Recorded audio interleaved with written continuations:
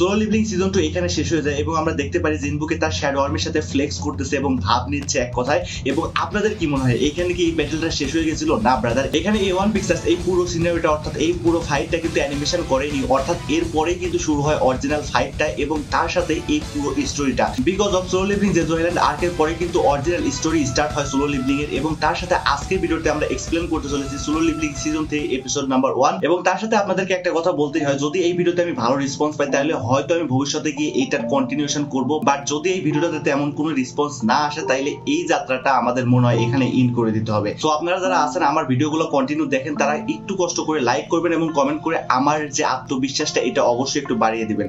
So let's go started brother. So season 2 যেখান থেকে শেষ হয়েছিল ওইখানের পরে আমরা দেখতে পারি লরা নামে একটা মেয়েকে, এবং এই মেয়েটা কথা বলতে দিল থমাস আন্দ্রের সাথে। এবং থমাস আন্দ্রে কি অরিজিনালি যারা মাঙ্গা পড়ছে যারা জানেন, এবং আমি আপনাদেরকে বলে দিই থমাস আন্দ্রে হলো এই পুরো বিশ্বের মানে সোলো লিভলিং এর ওয়ার্ল্ডের সবথেকে স্ট্রংগেস্ট হান্টার বলা হয় তাকে। এবং এইখানে লরা হলো থমাস আন্দ্রের একজন অ্যাসিস্ট্যান্ট, এবং তার সাথে সোলো লিভলিং জেজু আইল্যান্ড আর্কে যে আমরা ফাইটগুলো দেখছিলাম ওইটা কিন্তু পুরো ওয়ার্ল্ড ওয়াইড একটা লাইভ করা হয়। এবং ওইখানে যখন ওই লাইভটা থমাস আন্দ্রে দেখে তখন কিন্তু ওইখানে সে বলে যে এখানে জিনবুর সাথে আমি একটা মিট আপ করতে চেয়েছিলাম, বাট এখন মনে হচ্ছে এই মিট আপটা করা আমার হবে না, বিকজ অফ সে কিন্তু এখন বর্তমানে অনেক বেশি পপুলার হয়ে গেছে। এবং তার সাথে সে এই জিনিসটাও এক্সপ্লেন করে যে কিসের জন্য ডংসু এবং সাং জিনবুর ভিতরে একটা লড়াই চলতেছে এবং সে তার থেকে বদলা নিতে চায়, অর্থাৎ সাং জিনবুর কাছ থেকে বদলা নিতে চায়। এবং তার সাথে এইটাও বলা হয় যে এখানে তার যে ফাইটিং স্কিল এবং তার সাথে এই যে লাইভটা দেখেছে থমাস আন্দ্রে, তো এইখান থেকে বোঝাই যাচ্ছে যে ডংসুর যে বড় ভাই ছিল যাকে ফার্স্ট সিজনের ভিতরে জিনবু মেরে ফেলছিল, এবং ওইখান থেকেই সে বুঝতে পারে যে অরিজিনাল জিনবুই হয়তো তার বড় ভাইকে মারছে। এইটা জাস্ট একটা আন্দাজ লাগায়, সে একদম কনফারেশন সহকারে বলে না। আর এইখানে যখন লরা বলে যে এই সবগুলা দেখে আপনার রিঅ্যাকশনটা কি হবে, তখন এখানে থমাস আন্দ্রে বলে যে ডংসু একজন স্ক্যাভেঞ্জার গিল্ডের প্রপার্টি, সুতরাং স্ক্যাভেঞ্জার গিল্ডের প্রপার্টির সাথে যে ছেড়খাড়ি করবে তাকে আমি কোনোভাবে ছাড়তে চলেছি না। সে যদি ইউএস মিলিটারি হয় তাকেও আমি মেরে দেবো এবং পুরো মিলিটারিকে ধ্বংস করে দেবো।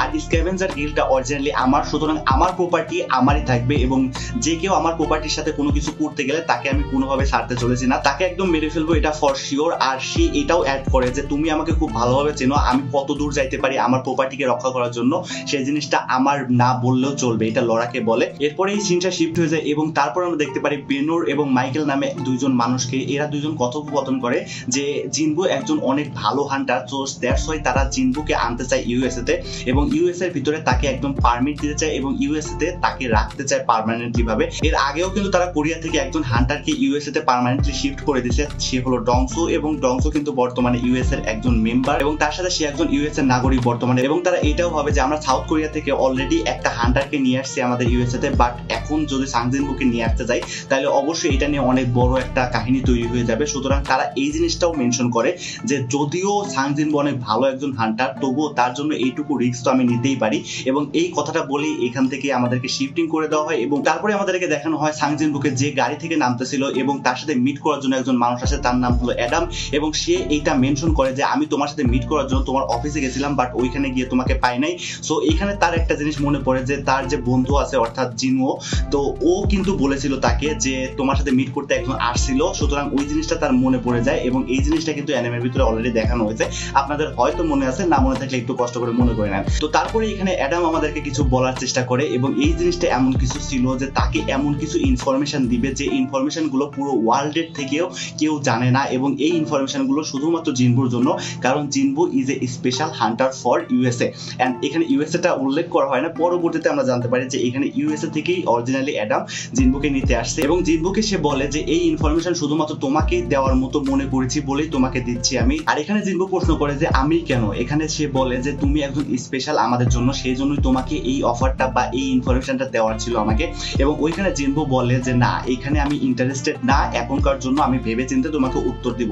তো সেইখানে অ্যাডাম বুঝে যায় যে এখানে তাকে অরিজিনালি কিছু ইনফরমেশন দেওয়া উচিত তাকে অ্যাপ্রোচ করার জন্য, এবং ওইখানে সেই ইনফরমেশন গুলো দেয় যে তাকে একটা নিউ আপগ্রেডেশনের সাথে তাকে সে একসেপ্ট করতে চায় এবং সে এই আপগ্রেডেশনটা অরিজিনালি জিনবুকে দিতে চায়। এবং যখন এই আপগ্রেডের কথাটা জিনবু শুনে তখন কিন্তু সে খুবই বেশি পরিমাণে আকর্ষিত হয়ে যায় যে এইটা কি ধরনের আপগ্রেড এবং কেমন ধরনের কিছু। তো সে এই জিনিসটা জানার জন্য অ্যাডামের সাথে চলে যায়, এবং যাওয়ার সময় অ্যাডাম বলে যে এখানে শুধুমাত্র আমি তোমার সাথে মিট আপ করার জন্য অতিরিক্ত আগ্রহিত ছিলাম এবং তোমার সাথে কথা বলার জন্য এবং তোমাকে এই যে সিক্রেট কিছু ইনফরমেশন আছে ইনফরমেশন দেওয়ার জন্য আমি নিজেই আসতে যাচ্ছিলাম, বাট এখানে যে জয়ল্যান্ডের ইনসিডেন্ট গুলো দেখার পরে তাদের ডেপুটি ম্যানেজারও এখানে তার সাথে মিট আপ করতে যাচ্ছে, অর্থাৎ সাং জিনবুর সাথে মিট আপ করতে যাচ্ছে। আর তারপরে এখানে আমরা গিয়ে দেখি যে এখানে ডেপুটি ম্যানেজার অরিজিনালি হলো মাইকেল, এবং সেই মাইকেল যে মাইকেলকে একটু আগে আমরা কথা বলতে দেখেছিলাম, এবং ওইখানে মাইকেল জিনবুকে দেখার পরে তার সাথে কিছু কথাবার্তা বলতে থাকে। এই কথাবার্তাগুলো ছিল এমন যে ইউএসএ তে যদি শিফট হইতে চায় কোনো ব্যক্তি, তাহলে তার ভিসা কাউন্ট এবং সেখানে পার্মানেন্ট হইতে এবং সেখানকার নাগরিক হইতে প্রায় 1-2 বছরের মতো লাগে সময়, এবং সেই সময়গুলো বাদ দিয়ে সে যেহেতু একজন স্পেশাল মানুষ, তাকে শুধুমাত্র 1 সেকেন্ডের ভিতরেই একজন আমেরিকান নাগরিক করে ফেলতে পারবে তারা। আর এইগুলো শোনার পরে জিনবু বলে যে এইগুলো জেনে আমার কোনো লাভ নেই, তুমি আমাকে নিয়ে এসেছো একটা আপগ্রেডেশনের কথা বলবে এবং তার সাথে কিছু ইনফরমেশন দিবে, সেইগুলো আমার জন্য বেশি ইম্পর্টেন্ট। সুতরাং আমরা মেইন টপিকে চলে যাই, এবং তখনই এখানে মাইকেল বলে যে ইয়েস, আমাদের কাছে একজন আপগ্রেডার আছে এবং সে তোমার শক্তি প্রায় 30% পর্যন্ত ইনক্রিজ করতে পারে। এন্ড 30% মানে কিন্তু একটা হিউজ লেভেল ভাই। সাং জিনবুর অনেক বেশি পাওয়ার, সেগুলো তো আমরা জানি অলরেডি, এবং তার সবগুলো পাওয়ারের প্রায় 30% আপগ্রেড সে পাইতে চলেছে, এমন কিছু তার সাথে শেয়ার করা হয়। এবং তার সাথে আমরা দেখতে পারি যে মাইকেল এখানে একজন মেয়েকে ডাকে, আর তার নাম হলো মিস সেলিনা। এবং মিস সেলিনা কিন্তু এখানে আসার পরে জিনবুর চোখের দিকে তাকায় এবং তাকে বলে যে আমি তোমাকে আপগ্রেড করবো, অর্থাৎ আমি একজন আপগ্রেডার। আর এই মিস সেলিনা তার আপগ্রেডার শক্তিটা কিভাবে পেয়েছে এবং কি ধরনের পেয়েছে সে নিজেও জানে না। এইগুলা এক্সপ্লেন করা হয় আমাদেরকে মাঙ্গার ভিতরে, যে সে নিজেও জানে না যে সে কিভাবে একজন আপগ্রেডার এবং সে কিভাবে একজন হান্টারকে আপগ্রেড করে। আর এই জিনিসগুলোর মধ্যে দিয়ে জিনবুর আপগ্রেডেশন চলতে থাকে, এবং মিস সেলিনা তার হাতটা তার হাতে নেয় এবং নেওয়ার পরে তাকে বলে, অর্থাৎ জিনবুকে বলে যে তার চোখের দিকে তাকাইতে। এবং যখনই যে চোখের দিকে তাকায় এবং মিস সেলিনা তার ভিতরে যায়, ভিতরে যাওয়ার পরে অরিজিনালি তার ভিতর থেকে কিছু ইনক্রিজ করার মাধ্যমে তার আপগ্রেডেশন করে, যে কোনো হান্টারের ক্ষেত্রে এটা প্রযোজ্য। সো এইখানে যে কোনো হান্টার এবং জিনবু কিন্তু এক জিনিস না ভাই। এবং এইখানে মিস সেলিনা যখন জিনবুর ভিতরে যায় জিনবুকে একটা আপগ্রেডেশন করতে এবং জিনবুর ভিতরে অরিজিনালি কতটুকু পাওয়ার আছে সেই জিনিসটা দেখার জন্য, তখনই ওইখানে দেখা যায় যে জিনবু তার দিকেই দেখতেছে। এমনটা কোনো সময় মিস সেলিনার সাথে হয়নি। আর এই জিনিসগুলো দেখার পরে মিস সেলিনা খুবই বেশি পরিমাণে ভয় পেয়ে যায়, এবং তার প্যানেলটা দেখলে আপনারা বুঝতে পারবেন যে অরিজিনালি সে কতটুকু ভয় পেয়েছিল। এবং এই জিনিসগুলো দেখার পরে তার যে বডিগার্ড গুলো ছিল, সেই বডিগার্ড গুলো জিনবুর দিকে বন্দুক ধরে এবং এইখানে সবাইকে সরিয়ে দেয় মাইকেল।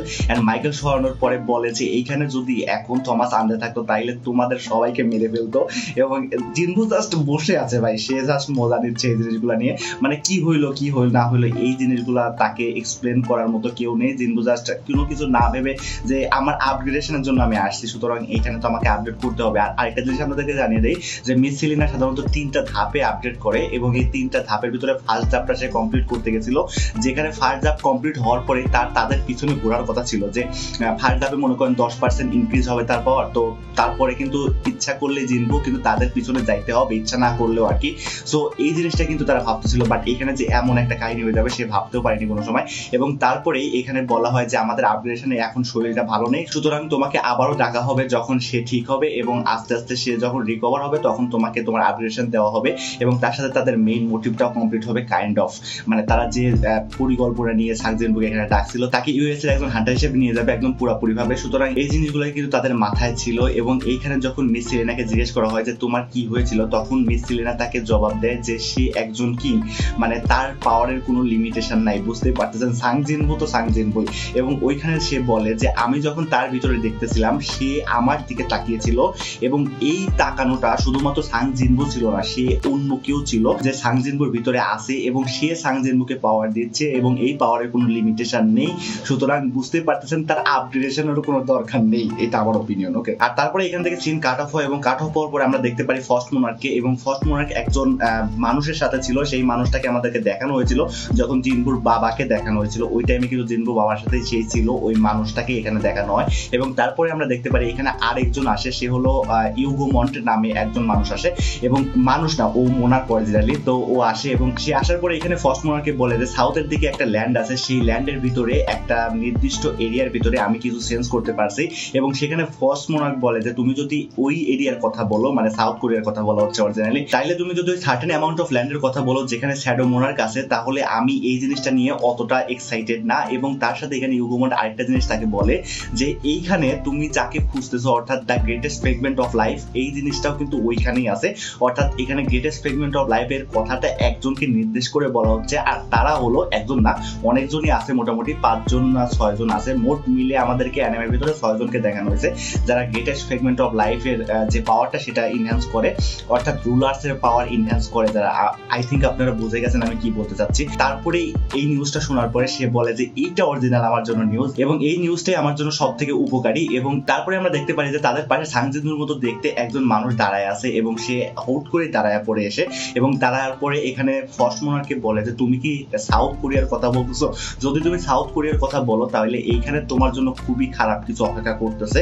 এবং এই জিনিসটা শোনার পরে বলে যে তুই যদি আমাকে পারিস তাহলে আটকায়া দেখা, এবং ওইখানে কিন্তু ফাইনালি এখানে অ্যাটাক করে বসে ওই সাংজিনুর মতো দেখতে মানুষটা এবং সে হলো সাংজিনুর বাবা। আর এর একটা ফার্স্ট মোনার্ক তার আইস দ্বারা ব্লক করে দেয় এবং ওইখান থেকে চলে যায়। আর তারপরে এই সিনটা এখানে শেষ হয়ে যায়। শেষ হওয়ার পরে আমাদেরকে নিয়ে যাওয়া হয় রেড গেট ইনসিডেন্সে, যেখানে জিয়াং জিনবু ছিল এবং যেখানে আমাদের সিজন 2টা এন্ড হয়েছিল ওই রেড গেট ইনসিডেন্সে। এবং ওইখানে যাওয়ার পরে আমরা দেখতে পাই জিনবু তার শ্যাডো আর্মির সাথে ফ্লেক্স করতেছিল এবং ফ্লেক্স করার পরে ওইখানে সকল যে ক্রিয়েচার গুলো ছিল ওদেরকে মেরে দেওয়া হয় এবং ওইখানে সামনে চলে আসে এই রেড গেট ইনসিডেন্সের বস এবং আসার পরে ওইখানে জাং জিনবুকে বলে যে তোর যাত্রা এই পর্যন্ত ছিল, তুই মরার জন্য এখন রেডি হয়ে যা। আর জাং জিনবু এখানে হাসতে হাসতে বলে যে এটা কি আমার জন্য ছিল নাকি তোর কথা তোর জন্য ছিল, এবং এইটা বলার সাথে সাথে সে বলে যে বিগেইনি। আর এটা বলার সাথে সাথে তার মোটগুলো শ্যাডো আর্মি একসাথে এই যে বস এই বসের উপরে হামলা করে দেয় এবং হামলা করার পরে তারা সবাই মিলে, এখানে জিনবুকে কিছুই করতে হয় না, তার শ্যাডো আর্মি গুলা মিলেই সেই রেড বসকে হারিয়ে দেয় এবং হারানোর পরে একদম মেরে ফেলে না। ওই সময় জাং জিনবু বলে যে তোকে আমি কিছু প্রশ্ন করবো, যদি এই প্রশ্নগুলোর জবাব দিতে পারিস তাহলে তোর মৃত্যুটা খুব ইজি ভাবে দেবো, বাট যদি তুই কোনো অ্যান্সার না দিস তাহলে তোর মৃত্যুটা খুবই খারাপ হবে, মানে খারাপ হতে হবে, মানে খুবই বেদনাদায়ক ভাবে হবে। এবং জাং জিনবু তার প্রশ্নগুলো করে এবং তখনই সিস্টেমের যে গ্লিচ টাইপ আছে ওইগুলো আসে এবং আসার পরে ও মারা যায়, মানে রেড গেসের যে বস ছিল ও মারা যায় এবং এখানে জাং জিনবু তার প্রশ্নটা পায় না। সো এখানে শেষ হয়ে যায় সিজন 3 ফার্স্ট এপিসোডটা। এবং এই ভিডিওটা যদি আপনাদের ভালো লাগে তাহলে অবশ্যই কমেন্ট সেকশনে জানাবেন এবং কোন পার্টটা সব থেকে বেশি ভালো লাগছে আপনাদেরকে সেটাও কমেন্ট সেকশনে জানাবেন। সুতরাং দেখা হচ্ছে পরবর্তী কোনো ভিডিওতে। আপনারা যদি আমাকে মোটিভেট করেন তাহলে আমি অবশ্যই এপিসোড 2টা নিয়ে আসবো খুব শীঘ্রই। এবং যারা যারা লাইক করেননি এখনো একটু কষ্ট করে ভিডিওটা লাইক করে দিবেন এবং যদি এই ভিডিওতে বেশি না ভাই মাত্র 20টা লাইক হয় তাহলেই আমি এপিসোড 2টা নিয়ে আসবো। সুতরাং 20টা লাইক বেশি টার্গেট দিয়ে নেবে, একটু কষ্ট করে কমপ্লিট করে দিন। সো দেখা হচ্ছে পরবর্তী কোনো ভিডিওতে, ততক্ষণ টাটা বাই, আল্লাহ হাফেজ গাইস, সি ইউ অ্যাগেইন।